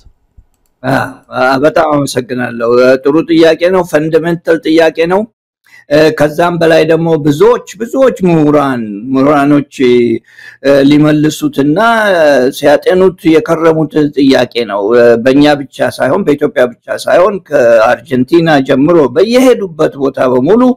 ችግር ይፈጠራል ችግሩ የሚፈጠረው የIMF ሞዴል ፕላን አንድ ነው አይለወጥም ከአንድ ሀገር አንስተው ብቻ ሌላ ሀገር የሚያረጉት ነው ያችን ግን ከዛ ከሀገሩ ሁኔታ ጋራ የተገናኘች አይደለችም ከሀገሩ ሁኔታና የሀገሩ ውስጥ ነባራዊ ሁኔታ ጋራ ሊጣጣም የማይችል ነው እና ስለዚህ ነው ብዙ ጊዜ የማይሰራው የIMF ችግር ፈጣሪነቱ በዚህ የተነሳ ነው ሁለተኛ IMF አንድ ጊዜ ብድር ካበደረ ኮንትሮል ነው የሚያደርገው ኮንትሮል ማለት ምንድነው የምታጠፋውን የምታወጣውን የምታገባውን ይከታተላል አሁን አንተ በጥሩ አርገህ ከኔ የበለጠ በጥሩ አርገህ አስቀምጠዋል የገንዘብ ሚኒስቴሩን የባንኩን ገዢ የኮመርሻል ባንኩን እነኝን በሙሉ የሚያዙት እነሱ ናቸው በተለይ ናሽናል ባንኩን የሚያዘው IMF ባልደረቦች ናቸው ምክንያቱም ብዙ ገንዘብ ስላፈሰሱ ያችን ገንዘብ መመለስ አለባቸው ማግኘት አለባቸው እንዴት ነው የሚያገኙት ያችን ገንዘብ ደግሞ እነሱ በሚፈልጉት መንገድ ኢኮኖሚው ሄዶ ለመመለስ እንዲችል ነው ከዚያም በላይ የመጀመሪያው ነገር IMF ሲመጣ የሚያደርገው ነገር ምንድነው ዲቫልዩ ገንዘብህን ያንተን ገንዘብ ዋጋውን መቀነስ ነው ለምንድነው ይሄ የሚሆነው? ውጭ አበዳሪዎቹ ለአይኤምኤፍ ገንዘብ የሚሰጡ ሰዎች ካንተ ጋር የሚፈልጉት ዕቃ አላቸው። ያንን ዕቃ በርክረሽ ለመግዛት ነው። ሞስትሊ እነኚህ ዕቃዎች ምንድናቸው? raw materials ናቸው ወይንም ደግሞ ምን ልበላቸው raw materials አስፈላጊ የሆኑ ዕቃዎች ጥሬ ዕቃ ማለት ነው። ጥሬ ዕቃዎች ናቸው። ጥሬ ዕቃዎች ለመግዛት እና ያንተ ከረንሲ ወይንም ያንተ ገንዘብ እየወደቀ ሲሄድ እነሱ ያንን ጥሬ ዕቃ ግበስብሰው ለመውሰድ ይችላል አላቸው። አንዱ ፕላን ይሄ ነው። አንዱ ዋናው ነገር ይሄ ነው። ሁለተኛው በስርዓቱ የአይኤምኤፍ ስርዓት የተቀመጠው ብድር በማበደር ብድሩ ደግሞ ሲሄድ የሚቀመጡ ኮንዲሽንስ አሉ ወይንም ደግሞ መስፈርቶች አሉ ያንን እንዲያሟላ ከዚያም በላይ ደግሞ ብድሩ የሚመጣው በዶላር መሆን እንዳለበት ዶላርን ንጉስ አርጎ ለማስቀመጥ የታሰበ ዓላማ ነው የታሰበ ስርዓት ነው እና አይኤምኤፍ ምን ጊዜ በሄደበት ሀገር ያንን ነው የሚያደርገው ናው አይኤምኤፍ ይሄን ለምን ያደርጋል ብድር ወለድ እስከከፈልክ ድረስ አንተም ታበድራለህ እኔም አበድራለሁ ሌሎችም ያበድራሉ ወለድ እስከከፈልክ ድረስ እና ምክንያቱም አለበለዚያ ገንዘብ ዝም ብሎ ነው የሚቀመጠውና በተለይ በጥሬ ዕቃዎች ላይ ለመለወጥ የምትችል ከሆነ አይኤምኤፍ በደስታ ነው የሚያባድር ኦፍ ኮርስ መስፈርቶቹን መጠበቅ አለበት ናው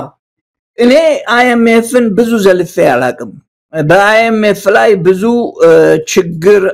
አለ ብዬ ተናግሬ አላቅም በአሰራራቸው ምክንያቱም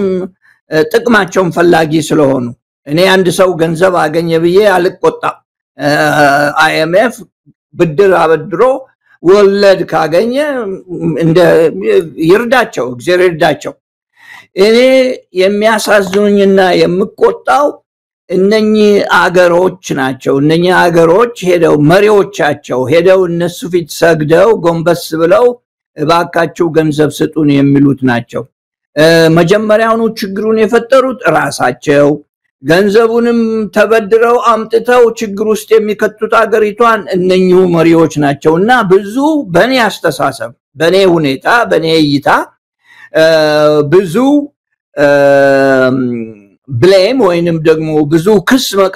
መቅረብ ያለበት በመሪዎቹ ላይ ነው እነኚህን ሀገሮች በሚመሩት መሪዎች ላይ ነው እና ከስርዓቱ ባለው ስርዓት በዛ ላይ ነው ክስ ማቅረብ ያለብን በአይኤምኤፍ ላይ ሳይሆን እኔ ቤቴን መጀመሪያ ስገዛ አሁን አይደለም ገና በልጅነት በወጣትነት ስገዛ ባንክ ሄጄ ተበድሬ ነው እና ባንክ ብድር ባይሰጠኝ ኖሮ ብዙ ጊዜ ይፈጅብኝ ነበር ማለት ነው እና ባንክ ከሰጠኝ በኋላ ቤቴን ከሰራው በኋላ ከዛ በኋላ በሄድኩበት ቦታ ሁሉ ሸጬ ሌላ መግዛት ነው እና ያንን ባንክ ለምን አበደርክ ብዬ አልቆጣም ምክንያቱም አድቫንቴጅ ስለሰጠ ለጊዜው በአገር መልክ ስናየው ግን ማለት ያለብን ወይንም ደግሞ ብዙ ቁጣ ማስፈር ያለብን እነኚህ አገሮች ተበድረው ለኮሪዶር ልማት ሳይውሉት ነው መቆጣት ያለብን መበሳጨት ያለብን ለፓርክ ለመዝናኛ ጫካ ለመፍጠር ይሄንን ገንዘብ ሲያውሉት ነው ወደፊት ሌላ ሀብት የሚያፈራ ነገር ላይ አለማዋላቸው ነው ይሄ የሚያስቆጣ ነው ቁጣው መውደቅ ያለበት መድረስ ያለበት ለመሪዎች ነው ለማለት ፈልጌ ነው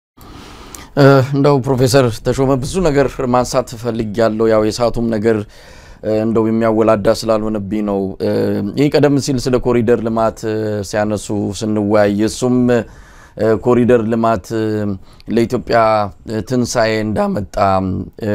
እሱን እንግዲህ ደጋፊዎቹም የብልጽግና ደሴት ነዋሪዎችም እንደው ጨመቅ አድርገው ሲጠይቋቸው እስቲ እንደው የቱን ወድገት ብለው ሲጠይቋቸው የኮሪደር ልማት ነው የሚያነሱት ሌላ የሚያነሱትም ነገር የለም አንድ የሚጠቅሱት የአባይ ግድብ ነው በርግጥ አባይ ግድብ ከሌላው አንፃር የተሻለ ፕሮጀክት ሊሆን ይችላል የተጀመረው በቀድሞ መንግስት እንደሆነ ይታወቃል ግን አሁን ይሄ አገዛዝ ትኩረቱን ያደረገው የሚኩራራበት የኮሪደር ፕሮጀክት ነውና ዛሬ አንድ መረጃ እየሰማው ነበር ምናልባት መረጃው ዞብል የተሰኘ በአገር ውስጥ የሚሰራጭ ሚዲያ ያጠናቀረው ዜና ነው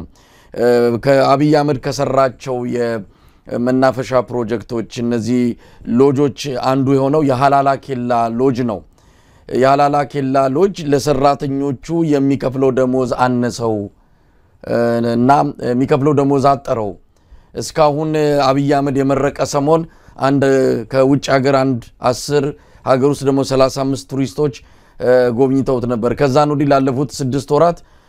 እንደው የሰው ዘርም ዝር አላለም ስለዚህ ድርቅ መጣው ሰው የሚባል ነገር አይመጣም ሰራተኞቹ ተቀጥረው የሚከፍላቸው ደሞዝ ሰርተው የሚያገኙት አጡ የሚል ነገር ሰማንና ግድ የለም ይሄ ሰውዬ የዚህን ሰውዬ ኢጎ የዚህን ሰውዬ መረን የለቀቀ የራስ ፍቅር ለማሟላት ኢትዮጵያውያን ምን ያህል ዋጋ መክፈል አለባቸው በጣም ይሄ ቁልፍ የኢትዮጵያ ህዝብ ሊመልሰው የሚገባ ጥያቄ ነው ምንድነው የንጦጦ ፓርክ ወደ 150 የሚሆኑ እናቶች እንጨት የሚሸከሙትን ከእንጨት ሸከማ የሚያድን ፕሮጀክት ተብሎ የዛን ጊዜ ተጨብጭቦለት አሁን 2-3 ወርም አልሞላው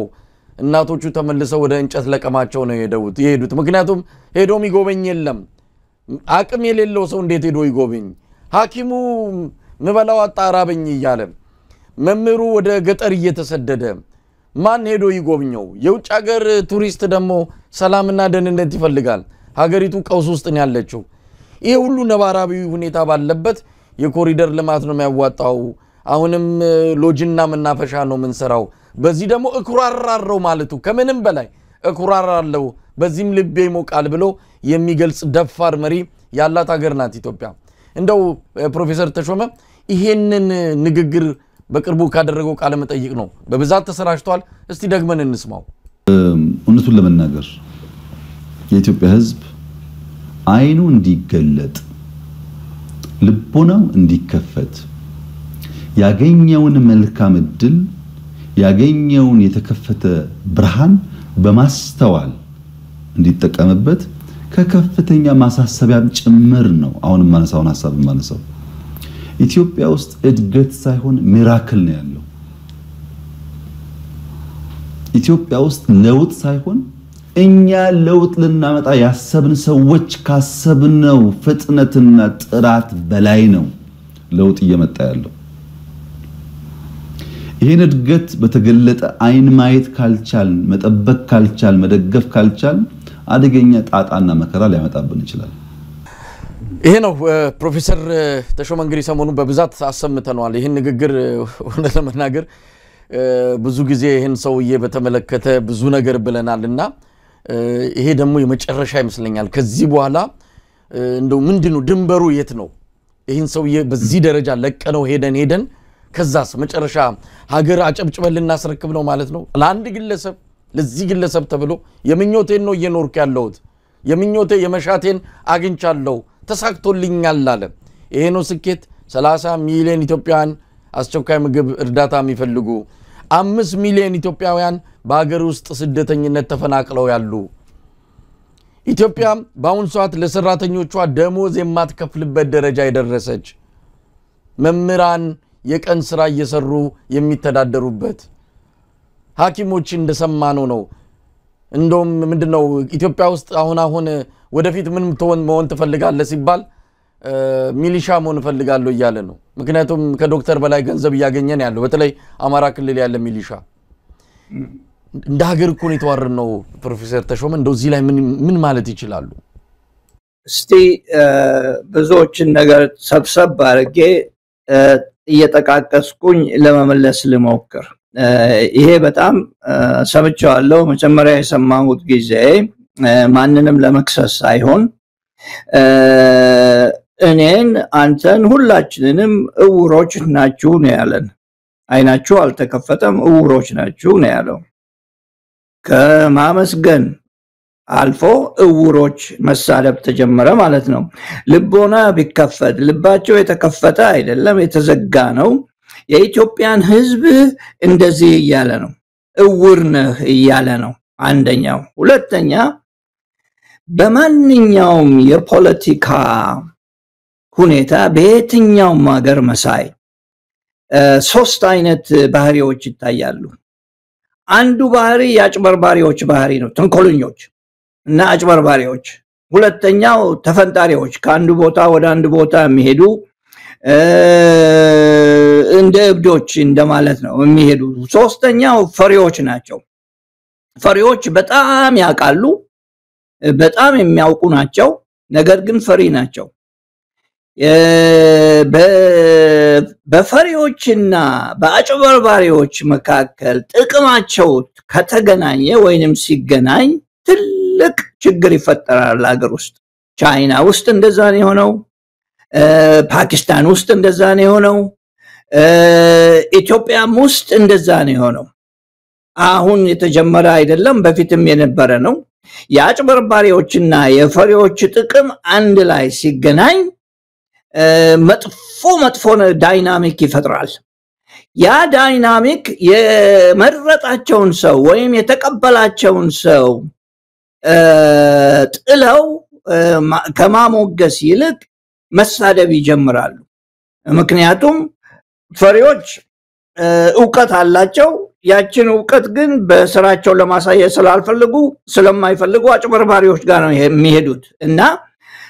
አጭበርባሪዎች የሚጠቀሙባቸው ቃላቶች እንደዚህ አይነት ቃላቶች ናቸው እና የሚያሳዝነው የኢትዮጵያ ህዝብ የመረጠው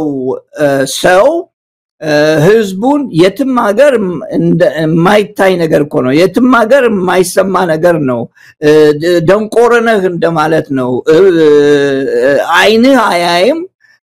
ልብህ ጨርሶ ማስተዋል የሚችል አይደለም ጭንቅላት የለህም እንደማለት ነውና እዚህ ላይ መድረሱ በጣም ያሳዝነኛል ሁላችንንም የሚያሳዝን ነገር ነው እኔ እናንተ ካሁን በፊት ስንነጋገር በኢኮኖሚው የተነሳ ችግር አይፈጠርም ወይ ብለህ ነበር ሀገር አይፈርስም ወይ መንግስት አይፈርስም ወይ ብለህ ጠይቀኝ የለም በኢኮኖሚ ብቻ አይሆንም የሚሆነው ሌላ ነገር ካልተጨመረበት በስተቀር ኢኮኖሚ ብቻ አያፈርሰውም አንዱን ስርዓት ብዬ ነበር እና ደጋግሜ ብያለሁ እና አሁንም እለዋለሁ የምልበት ምክንያት በኢኮኖሚ ችግር ላይ ኢፍትሃዊነት ሲጨመር ነው ህዝብ እምቢ የሚለው ኢፍትሃዊነት ሲጨመር በኢኮኖሚ ችግር ላይ ሁሉ ነገር ዝብርቅርቁ ይወጣል እና ኢትዮጵያ ውስጥ እየሆነ ያለው አሁን በኔ አስተሳሰብ በኔ ኦፒኒየን የመጀመሪያው የህዝባዊ አመጻዊነት እየታየ ነው ያለው እና ለምን ከኢኮኖሚ ችግር የበለጠ ኢፍትሃዊነት ተጀመረ በግልጽ ተጀመረ ይሄ አነጋገር በዛ መልክ ነው የማየው ይሄ አነጋገር ደግሞ በጭራሽ አላስገረመኝም ባየውም አላስገረመኝም ምክንያቱም ካሁን በፊት አማራ መሞት አለበት ብሎ የወሰነ ሰው ነው አማራ መሞት አለበት መክፈል አለበት ይጠፋል ያለ ስለሆነ ይሄን ሁሉ ችለን ስለሄድን አሁን ሌላ ደግሞ ሁላችንንም እውር ናቸው አለ ነገ ደግሞ ሌላ ነገር ይመጣል ይሄ ነገር አይቆምም እየቀጠለ ነው የሚሄደው ለምን ብትለኝ የኢትዮጵያ ህዝብ ተንቋል የኢትዮጵያ ህዝብ የተናቀ ህዝብ ነው እና የኢትዮጵያ ህዝብ ብዙውን ጊዜ ቸርነት ስለሚበዛው መሪዎቻችንን መጀመሪያ እናቅፋለን ያ እንደ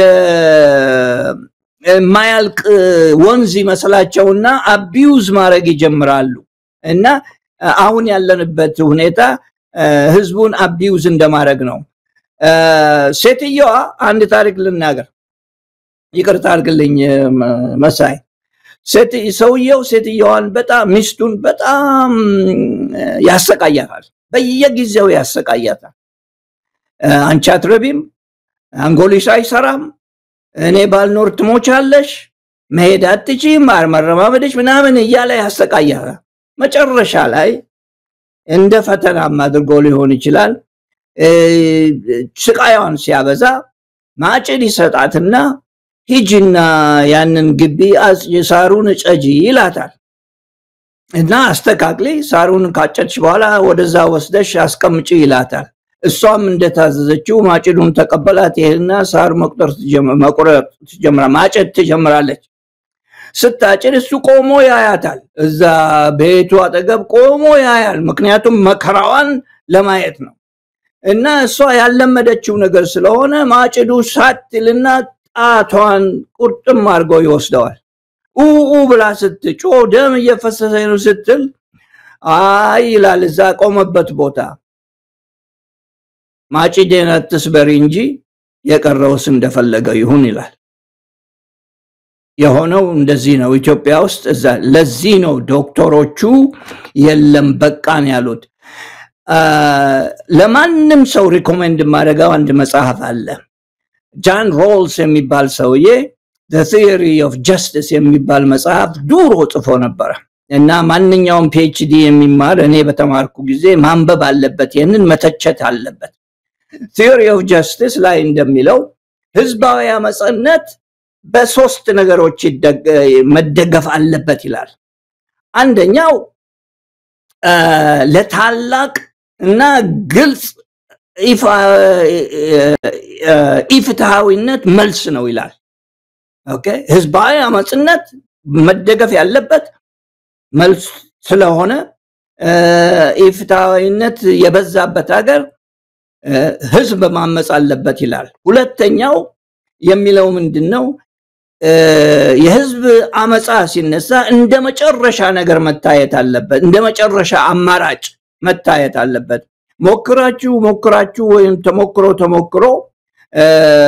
መልስ ካላገኘ ህዝብ አመጽ ሲገባ መደገፍ አለበት ብሎ ያምናል ሶስተኛው አጠቃላይ የህግ ስነ ስርዓቱን ግን በማያፈርስ መንገድ መደረግ አለበት ይላል እነኚህ ሶስቱ ኮንዲሽንስ አሉ ሶስቱ መስፈርቶች የተሟሉ ኢትዮጵያ ውስጥ የተሟሉ ይመስለኛል በኔ አስተሳሰብ አሁን የጠየቀው ጥያቄ ቆይቷል የጠየቀው ጥያቄ አሁን እየተጀመረ ነውና የዶክተሮቹ የለም ወደ ስራ እንገባም የሚለው ጉዳይ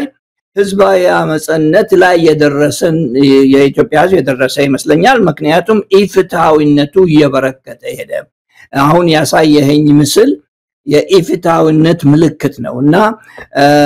ከዚህ የበለጠ ብዙ ምን ተጠብቀው ነገር ሊኖር እንደማይችል ይሰማኛል መሳይ እንግዲህ ፕሮፌሰር ተሾመ አበበ ብዙ ነገሮችን ነው ያነሳነው በአጠቃላይ ለኢኮኖሚ ባለሙያዎችም በጣም አስቸጋሪ የሆነ ነገር ነው ኢትዮጵያ ውስጥ እየተከሰተ ያለው እንዴት ተደርጎ ይሄንን ነገር መተንተን ይቻላልስ አሁን ሚራክል ነው ኢትዮጵያ ውስጥ የተመዘገበው ሲባል ቀደም ሲል እንዳልኩት አንድ ኢኮኖሚ ባለሙያ ስለ ሚራክል ኢኮኖሚ በተለይ ኤዥያ ውስጥ ይሄንን ኢኮኖሚ ያስመዘገቡ ሚራክል በኢኮኖሚ ውስጥ ያለ ቃል ነው ቃሉ ይተቀሙታል በተለይ እንደ ማሌዥያ እነ ታይዋን እነ ደቡብ ኮሪያ ያስመዘገቡት እድገት እንደዛ ተብሎ የሚገለጽ ነው ሚራክል ነው ለዛ ደግሞ አሉት ይሄን ቃል ለመጠቀም አንድ ሀገር ሚራክል እድገት ውስጥ መግባቷን የሚያሳዩ የተለያዩ መገለጫዎች አሉ ከግብርና እንዴት ወደ ምንድነው ብረታብረትና የመኪና ምርት ውስጥ እንዴት በአንድ ጊዜ ትራንስፎርም ወይም ወደዛ የሚለወጡበት ሁኔታ የውጭ ምንዛሪ ክምችታቸው የስርዓት ቁጥርን በከፍተኛ ደረጃ የሚቀንሱበት ስደተኛ ከነሱ ሳይሆን የሚወጣው ስደተኞች ወደነሱ የሚጎርፍበት ምክንያቱም የሥራ ዕድልና የተሻለ ነገር ስለሚኖር እነዚህ ነገሮች ናቸው ብዙ ነገሮች ተቀምጧል የውጭ ኢንቨስትመንት በፐርሰንት ሁሉ ተቀምጦ ነው እዳ በስንት ሁኔታ ተቀንሶ ምን ያህል ደረጃ ላይ እንደሚደርስና አንዳንዴ ከዳ ነፃም የሚሆኑበት ሁኔታ እንደዚህ ነገሮች ተደምረው እድገቱን ሚራክል ተብሎ የሚገለጽ ነው አብይ አህመድ ሲበዛ ደፋር መሆኑን እንዲህ አይነት ቃል አፉ ላይ ለመጠቀም መድፈሩ በራሱ የኢኮኖሚ ባለሙያዎችን ድንጋጤ ውስጥ ነው የከተተው የኢትዮጵያ ኢኮኖሚ ከተገለጸም የዚህ ተቃራኒ በሆነው ዲባክል በሚባለው ነው የሚገለጸው ኢትዮጵያ የሀገራት ሁሉ ጭራ ሆናለች በብዙ ነገር ሽምጥ ወደ ገደል እየገሰገሰች ያለች ናት ይሄ ሰውዬ ፍሬኑን የበጠሰ ባቡር ነው እየነዳ ያለው የሚያስቆመው ኃይል ያስፈልጋል እንደዚህ ያለ እየተናገረ ደግሞ የበለጠ ይሄ የታመመው ማህበረሰብ በሱ ስርዓት ከፍተኛ የሞራል ስብራት ውስጥ የገባው ማህበረሰብ የበለጠ እየጎዳ ነው ያለውና ጊዜ በተሰጠው ቁጥር ሀገር ጭምር ልናጣ የምንችልበት ሁኔታ ስላለ ተረባርበን ይሄን ሰውዬ ከዛ አካባቢ ዞር ማድረግ ነው ያለብን እንጂ በሚናገረው በእያንዳንዷ ነገር ምላሽ መስጠት በራሱ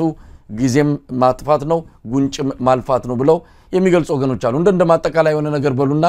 ዝግጅታችን እናብቃ። አዎ በተባለው ነገር የምቃወሙ ነገር የለም። ባይ ዘ ዌይ ለመጥቀስ የምፈልገው ምንድነው ሚራክል የተባሉት እነኚህ ታይገርስ ነበር የሚባሉት ሚራክል ይሉታል እውነትህ ነው ኢስት ኤዥያን ታይገርስ ይባላሉ። እቺን ሚራክል የተጠቀመው እዛ ሄዶ ከመጣ በኋላ ነው። ቅድም ያልኳትን አትርሳ። እዛ ሄዶ ከመጣ በኋላ ነው ሚራክል ያለው። በፊት አልተናገረም ይሄን የዛሬ ዓመት አልተናገረም ይሄንን እና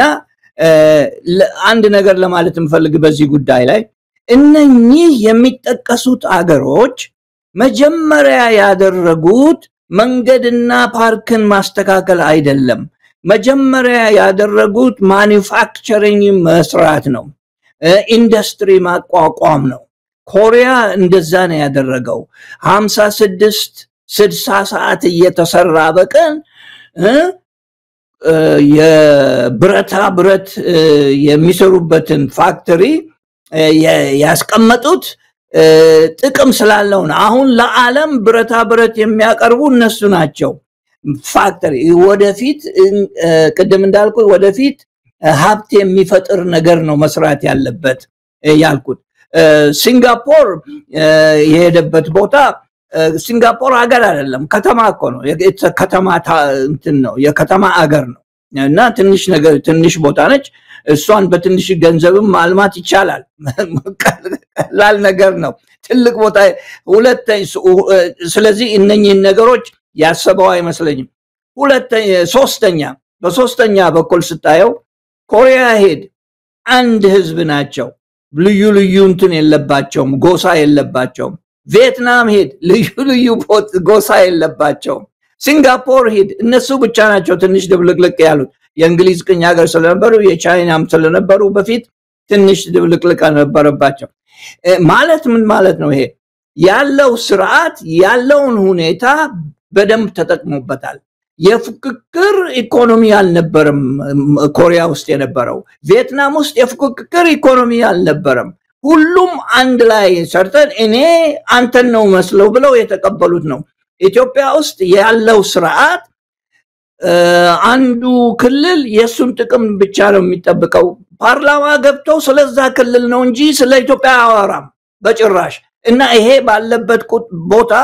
ሚራክል እየሰራን ነው የሚለው ሰውየው ኢትዮጵያን የሚያቃት አልመሰለኝም ብዬ ካም በፊት ተናግሬያለሁ። እንዳውም ይሄ የበለጠ አጠንክሮኛል በዛ አባባል ላይ ሰውየው ኢትዮጵያን በጣም የሚያቃት አልመሰለኝም። በጣም አመሰግናለሁ ፕሮፌሰር ተሾመ አበበ የኢኮኖሚ ባለሙያ ኢኮኖሚ መምህር እንደው ለጊዜ ሁሉ በኢኮኖሚ ጉዳዮች ላይ እውነት ለመናገር ሙያዊ በሆነ መልኩ አስተያየት በመስጠት ማብራሪያ በመስጠት ለተመልካቾቻችን ሰፊ ግንዛቤ ለማስጨበጥ ፍቃደኛ ሆነው በየጊዜው የሚገኙ በመሆኑ ከልብ ነው ማመሰግነው። በቅርብ እንገናኛለን ምክንያቱም ነገሮች እየፈጠኑ ነውና ተገናኝተን ደግሞ በሌሎች ጉዳዮች እንደምንወያይ ተስፋ አደርጋለሁ። ለአሁን በአንከር ሚዲያ ታዳሚዎች ስም ከልብ ነው ማመሰግነው። በጣም አመሰግናለሁ። አንተን አድማጮችህንም በጣም አመሰግናለሁ። የሚደርሰኝ መልእክቶች በጣም ቆንጆዎች ናቸውና በጣም አመሰግናለሁ። አመሳይ